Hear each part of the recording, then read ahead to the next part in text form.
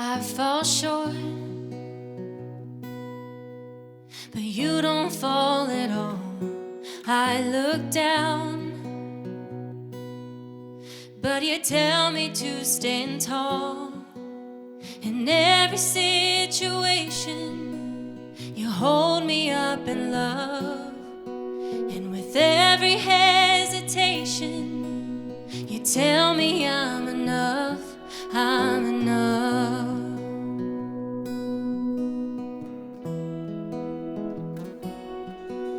Your holiness is making me holy. Your goodness makes me wanna be so good. Your faithfulness is making me faithful as I seek to live like you would. My love is shallow, but yours is deeper than the sea. The path is narrow, but you made a way for me. In every situation, you hold me up in love. And with every hesitation, you tell me I'm enough, I'm enough.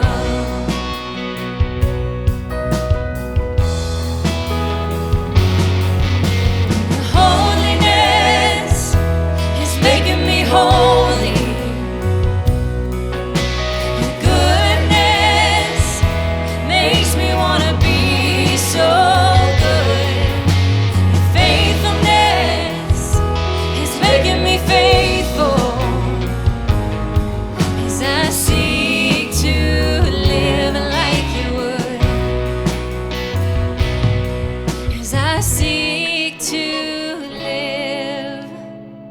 Like you would.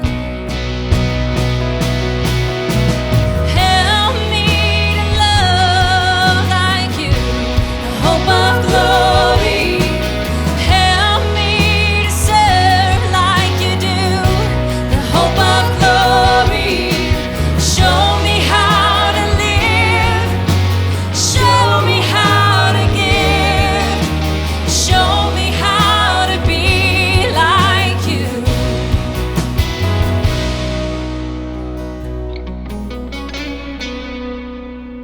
Holiness is making me holy.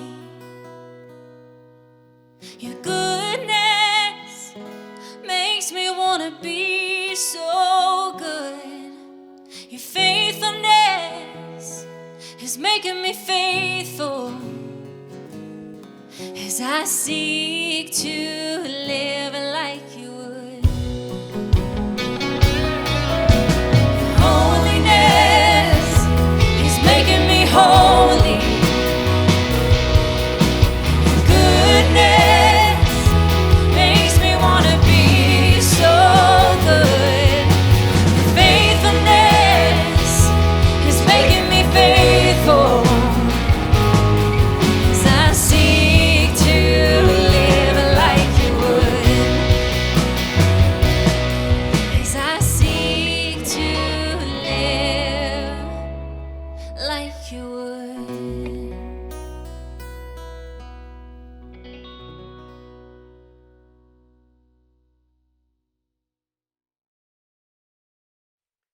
The song you just heard is one of the original tunes that our incredibly talented team of musicians and singers wrote. They are just so good, really good. In fact, a couple of years ago, many of us, including me and many of you, started saying something like, somebody ought to do some original songs around here. It made me realize that when there's a need to solve a problem in the world, I always know who needs to fix it. Seriously, I think I've got this special gift from God. I can name the one who is supposed to step up or make the sacrifice and get it done. I can do it every time, and it's always the same person. That person's name is somebody. We all know, for example, that we need to overcome this pandemic. We need a vaccine. Somebody needs to invent it. We need a strategy, and somebody ought to come up with one. And we need to keep our jobs, so somebody ought to protect them. But there's more than just COVID happening. I mean, what about world hunger? I completely agree, you probably do too, that nobody on the planet ought to be starving, so somebody should get involved. Political chaos, election uncertainty, the never-ending fighting by the people that we vote to work for us, it certainly bothers me. I know it bothers some of you. I bet many of us would agree that somebody needs to invent a better way. Social media manipulation and our collective personal addiction to it, somebody needs to get rid of all of it, and let's just go back to something else. Healthcare costs have become unaffordable. College costs have become ridiculous. Somebody needs to bring those industries down to earth. Anybody tried to buy lumber lately? Somebody needs to figure that problem out. Potholes? Somebody needs to fix them. The grocery store running out of critical items again? Somebody ought to manage the supply chain. The stock market is volatile. Somebody needs to stabilize it. Somebody needs to kill all the mosquitoes. And somebody needs to negotiate with people who like mosquitoes. I don't know what somebody's been doing all day, but it ain't enough. He or she, they need to get up, they need to do more, they need to work harder and get this stuff done because we're tired of all these challenges and problems. But what if somebody isn't out there? What if somebody's right here? What if he or she is me? What if God wanted to use me? What if he wanted to use you to take bold action that will produce bold outcome, to change people's lives in bold ways? Seriously. The truth is, somebody is usually not an extraordinary person. Somebody is usually a normal person who decides simply to act. Somebody like Moses. You and I hear the name Moses and we might think of his legend or the movies about him or the fact that he's the receiver of the 10 Commandments on Mount Sinai. We envision maybe the Red Sea standing in parallel attention, saluting Moses and his people as they pass through on dry land. But before all of that, before the miracle of manna from heaven and the 10 plagues issued by God, and behind the historic leadership of Moses, of the exodus of his people, Moses was an ordinary guy, an ordinary person, just like you and me. He had some hardships. He had made some mistakes. He lived a simple life. He was unknown by most anybody else, but God had a plan to make some things right. And Moses was the somebody God chose to do it. Here's a little bit of background. Moses was an Israelite or a Hebrew or a Jew. Those are mostly interchangeable titles. And he was born about the same time that Pharaoh, the king of Egypt, decided to kill all of the Hebrew infant boys like him. The Israelites were slaves to the Egyptians, and so Pharaoh decides they've just become too numerous, and he decides he's going to kill all the little boys, and Moses' mother was desperate to keep her child alive, as any of us would be, and so she packaged him in a little watertight cradle, and she set him afloat on the Nile River. And the current took his floating bassinet right in front of Pharaoh's daughter, who found Moses and rescued him, and then raised him as her own. So as he grew up, somewhere along the way, he realized that he was not an Egyptian, but he was actually a Hebrew. And this caused a great deal of tension in his soul. Even while he lived a life of privilege, literally as a member of the king's family, he was wrecked over how his own people, his fellow Hebrews, were beaten and mistreated in their slavery. One day, he couldn't take it anymore. You can read about this in the Bible, by the way. In the book of Exodus, he just couldn't take it anymore, and he killed an Egyptian who was brutally beating a Hebrew slave. Moses feared for his life, so he fled. He ran to a remote wilderness, and eventually he became a nomadic shepherd, and he lived in seclusion and hiding. It was a quiet life. Yes, he was secluded, but he was also safe, and for all we know, he was content. Like you and me, I suspect that he would sometimes consider his life, the mistakes that he had made, and some of the blessings that he had. And from what we know, it appears that Moses thought that he would probably be a simple livestock rancher forever. He would live an uneventful life. He would die with little notice from anybody in the outside world. And then something extraordinary happened. One day, while Moses was tending his sheep like he did every other day, God showed up. There, the angel of the Lord appeared to Moses in flames of fire from within a bush. Moses saw that though the bush was on fire, it didn't burn up. As you might imagine, nothing really all that exciting happens to a sheep rancher in the desert. There are no neon lights, there's no traffic, there's not even a small coffee shop to catch up with the locals. There were no locals. Moses was the local. As far as the eye could see, he was the only person around. It probably didn't take a whole lot to pique his curiosity. A colorful lizard, a flowering cactus, a boulder shaped like a skull, or a bush that was on fire but didn't burn up. Anything to get his mind off of the mundane and stimulate some kind of intellect would do. So, Moses thought, I'll go over and I'll see this strange sight, why the bush doesn't burn up. When the Lord saw that he had gone over to look, God called to him from within the bush, Moses, Moses. And Moses said, here I am. Don't come any closer, God said. Take off your sandals, for the place where you're standing is holy ground. And then he said, I am the God of your father, the God of Abraham, the God of Isaac, the God of Jacob. At this, Moses hid his face because he was afraid to look at God. And the Lord said, I have indeed seen the misery of my people in Egypt. I have heard them crying out because of their slave drivers, and I'm concerned about their suffering.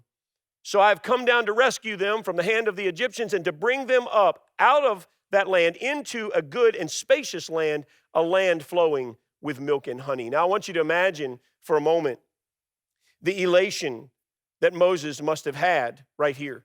I mean, he must have felt vindicated from his former life.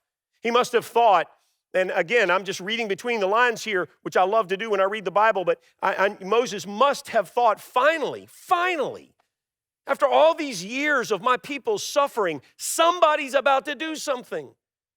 I bet Moses is thinking, I sure do wish I could be a fly on the wall. I sure do wish I could watch as God tells Pharaoh that things are about to change. I mean, God will probably call down fire from heaven, and Pharaoh will cry like a little girl, and man, I sure do wish I could be there and see that. Oh well, at least somebody's going to take care of it, right? I mean, that's the important part. But God wasn't done talking. So now, God says, go. I'm sending you to Pharaoh to bring my people, the Israelites, out of Egypt. And so Moses is imagining somebody doing something, and then he realizes, when he hears this from God, he's got to be thinking, come again? This is the moment in the movie when the camera does that lightning fast zoom right to the tight shot, the focus moving from wide to close up to emphasize the total, complete shock of this person who just realized they were it. Moses believed that God was going to do something. Moses believed God was going to use somebody. He just had no idea it was going to be him. So Moses did what you and I sometimes do, if we're honest. He argued with God. Moses said to God, who am I that I should go to Pharaoh and bring the Israelites out of Egypt? Who am I? He's basically saying, God, I know you need somebody, but it's not me. Seriously, God, I don't mean to any disrespect, but have you lost your mind? This is a mistake. It's a miscalculation. It's a cosmic blunder is what it is. When Moses said, who am I? What he really meant was, you and I, God, we both know who I am. I'm a murderer. I'm a fugitive. I'm an outlaw. I'm on a poster of Egypt's Most Wanted. They do TV shows about me, and some tough-looking guy says, let's get this guy and put him behind bars for good. I'm nobody. I'm worse than nobody. Moses' who am I question really isn't a question. It's a statement. He's saying, you've called the wrong guy. Call somebody else. And then there's an argument that happens. And you could read about it. You should read it in Exodus chapter 3. And they go back and forth. And Moses keeps making the case that God needs to send somebody else. But God is unrelenting. He's undeterred. And one of my personal takeaways from this story is that God literally can handle my objections. When I tell God, when he's telling me to do something, when I give him my objections and tell him I don't feel qualified or I don't feel equipped, or sometimes I'll use the excuse, God, maybe the timing's not right. I can enter a conversation with God like that where he can deal with my fears and my concerns. So the example here of Moses arguing helps me to understand God's character, and it encourages me to keep my relationship with God honest and authentic. He's God after all. He knows what I'm thinking. It's okay to say it out loud, but there does seem to come a point where God sort of has enough. Moses said, "Pardon your servant, Lord. Please send someone else." And then the Lord's anger burned against Moses. So when Moses runs out of excuses, he finally just says, no. And that's the point where God gets mad. And I don't know about you, but it's kind of been one of my life goals to avoid the anger of God aimed in my direction. I say that with some measure of worry, because pastors throughout history have infamously abused the Bible and invoked the fear of God as a way of manipulating people to doing whatever they want. That's certainly not my intent. To be honest with you, I can't tell you what God wants you to do, but I can tell you what God wants us to do, us being the church, being our church. And I really do think that when I offer to God a firm no, I'm not going to do that, or when the church responds to God's direction with no, we're not going to do that, I think that doesn't make God happy. God is a little angry with Moses' obstinance here. And I suspect that Moses realizes that he's pushed God about as far as he can. So in the end, again, this is a longer story you need to read, but in the end, Moses does commit. He commits his life to God. He goes all in. An ordinary guy that God calls to be that somebody that does the extraordinary thing. And here's the summary of a long story, but here's the summary of what happens. Desperate people get delivered. Homeless people eventually find the promised land. Helpless people are empowered. Divided people get united. And all along the way, Moses gets to be a part of one miracle after another because God needed somebody, and Moses was it. Of course, this is not just a fun piece of history. It's not just the story of Israel in ancient times. It's also the story of you and me in our time. Our church was born over 18 years ago out of a deep sense that somebody needed to do something and that God had chosen us to do it. When we had a holy discontent in our bones, that there were thousands of people around us who really were crying out for God in their souls, but they didn't know how to fully discover him. And like Moses, we felt completely unqualified. We were under-resourced, which is a fancy, obscure way of saying we were broke, and it was going to take some money to do this. We had no place to meet, which is a polite way of saying we were homeless, and you can't really do church without a place to have church. And we were slightly lacking in experience, which is a not so subtle way of saying that we didn't know anything about planting a church. Like Moses, there was every reason to believe that somebody needed to do something and every reason to believe that it should be somebody else. But like Moses, we knew that God was speaking to us. And our excuses about how ill-equipped we were overcome by God's voice. Like Moses, God won the argument. And we left our lives of obscurity and comfort. And like Moses, we got to see desperate people get delivered, and homeless people find where they belong, and helpless people get empowered, and divided people get united. And all along the way, we got to be a part of one miracle after another because God needed somebody, and we were it. But God is not the God of complacency. And as we were faithful to follow him, he not only allowed us to be a part of what he showed us 18 years ago, but he expanded that vision along the way. He's done it several times, including a year and a half ago when we began to sense God moving among us in a new way. He wasn't taking us in a new direction, but towards a grander vision of the same mission that he gave us on our very first day. So many hours of prayer and conversation led us to what we came to know as more. God was leading us to do more, to reach more. And once again, we felt under-resourced and ill-equipped and unprepared. And like Moses, I just confess to you that I argued with God a little bit. We had been somebody already. We were in a good place. Can't we just stay here, God? Can't you get somebody else? But once again, God was clear, not just with me, but with hundreds of you. And our church came together because somebody needed to do something, and we realized that we were it. So that led us to this commitment on a Sunday, a commitment Sunday last November. And like Moses, after weeks of prayer and probably a few private arguments with God, you submitted your life to him, including your finances. And we came together to do more, to reach more.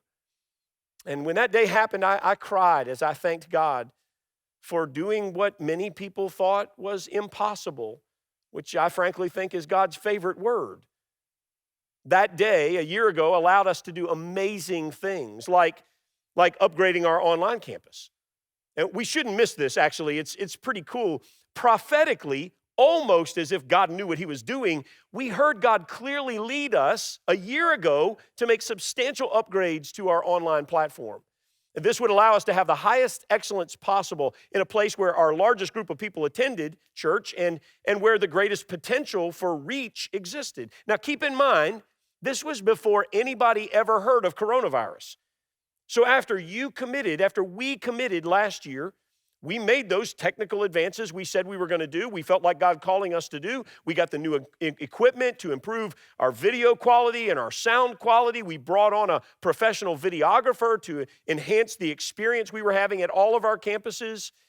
And all of this was in motion as a result of that More initiative where we heard God speak when the world was abruptly and shockingly introduced to COVID-19.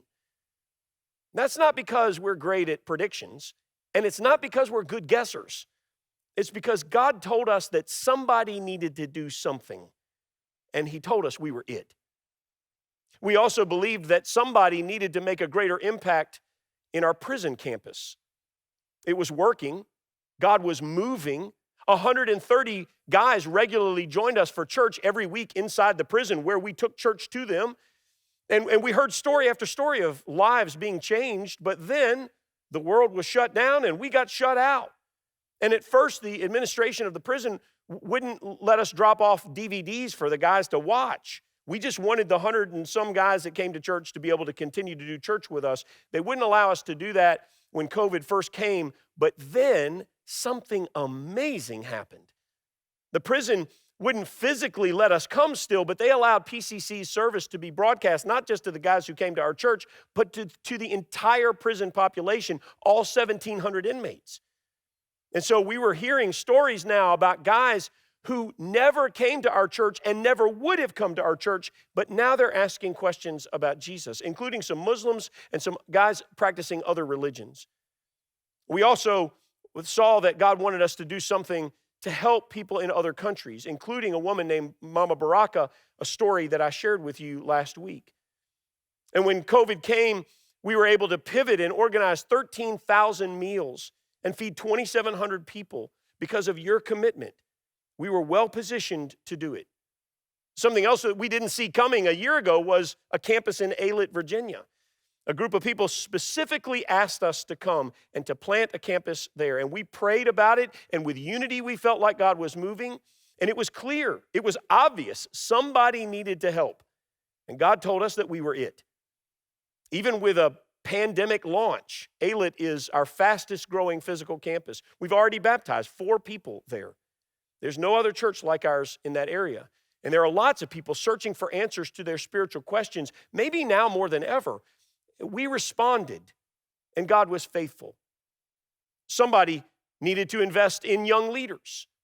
The future of our church's mission is going to rest on our willingness to invest in new, young talent and to train and coach and mentor them. And because of your commitment, we're doing it. I could talk all day about the ways that God is leading us. I mean, seriously, a long list from major improvements in our ministry to kids and students, to the soon coming release of our first PCC album, to improvements in our campus facilities, to daily worship, to small group material, to help coaching and training and equipping smaller churches around us, to helping people with tangible needs during tough times. I would love to tell you about all of that stuff, but I've only got time for one more thing today.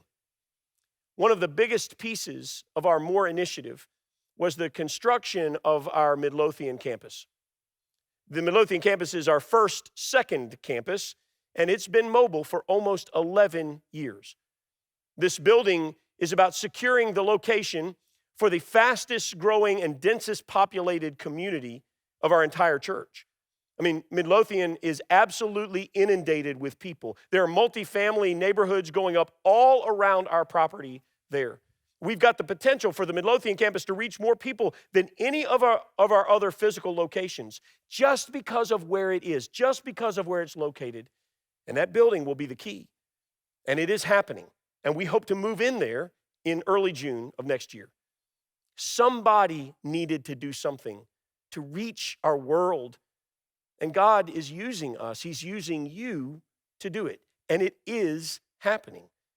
We hear stories every week because somebody needed to do something, and we were it. We're now about halfway through this 2-year initiative.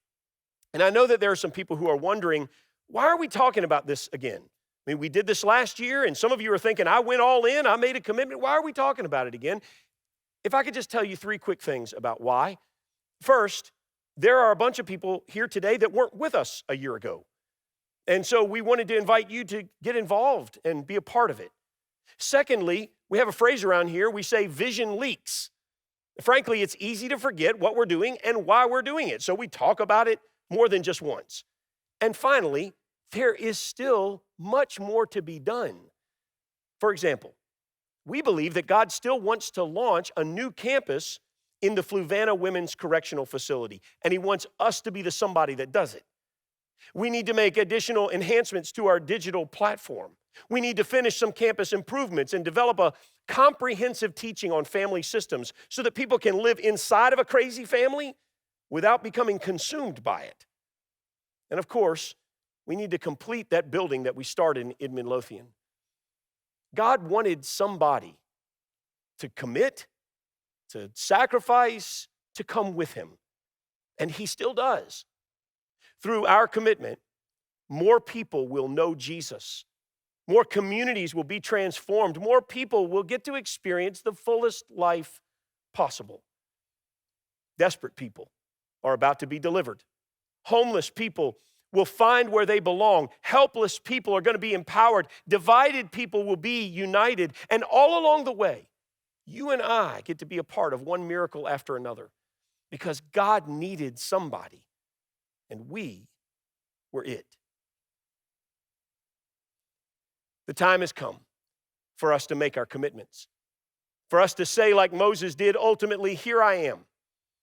And to do that, you're going to need to navigate a way when I finish talking here in just a minute, and you need to go for just a few minutes. And so here's where you'll go. You'll go to pccbold.net, pccbold.net. And there you're going to have a few options.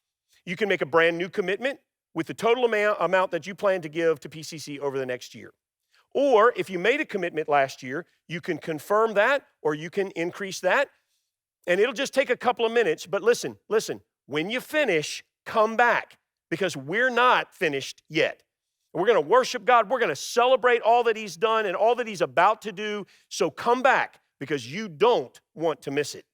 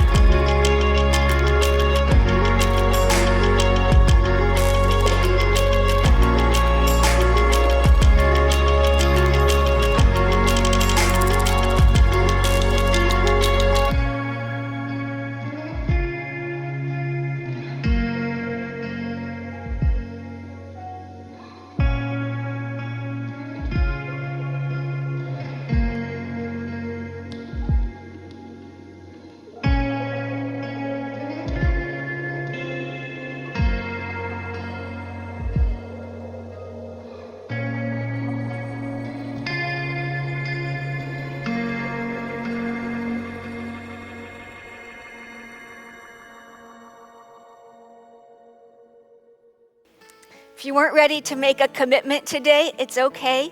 There's still time. Check out pccwire.net/more to learn more and to commit when you're ready. See, we've seen God do amazing things in and through our church, through your commitments to give, to serve, to invite your just ones. God sent Moses to bring his people out of harm and into abundance. God is sending us now to introduce people to Jesus. Jesus, the only one who can take us from people of shame to people of grace, who can take our plans when they go up in smoke and turn them into lives more beautiful than we dared to imagine. We get to know Jesus, to watch him change lives before our eyes. We get to worship him. There is nothing in this world or the world to come that is better than that. So let's do that together right now. You turn mourning to dancing. You give beauty for ashes.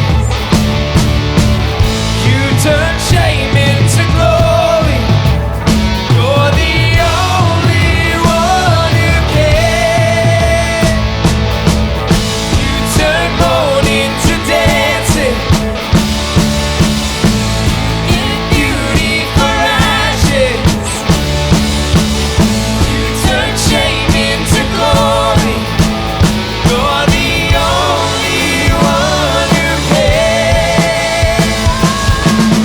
You turn praise into gardens.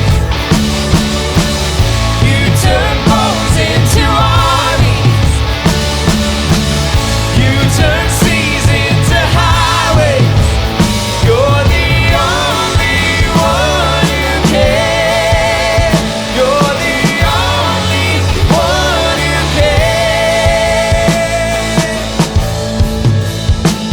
There's nothing better than you. Oh, there's nothing better than you. Lord, there's nothing. Nothing is better than you.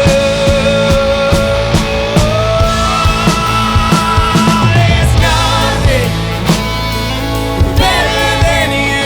Lord, there's nothing. Oh, better than you. Lord, there's nothing.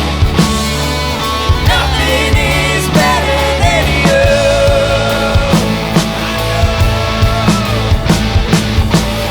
You turn graves into gardens.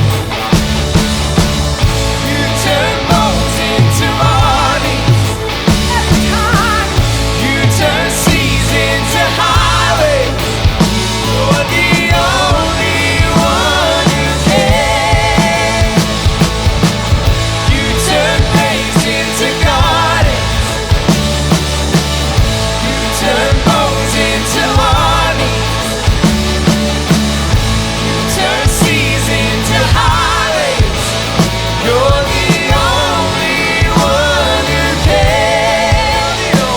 You're the only one who can. You're the only one who can.